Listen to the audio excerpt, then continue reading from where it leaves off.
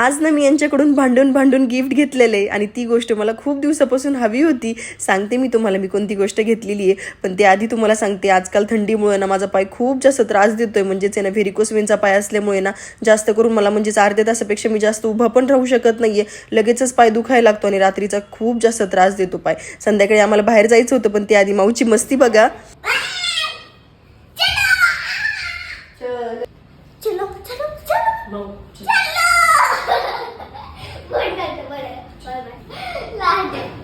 Bye.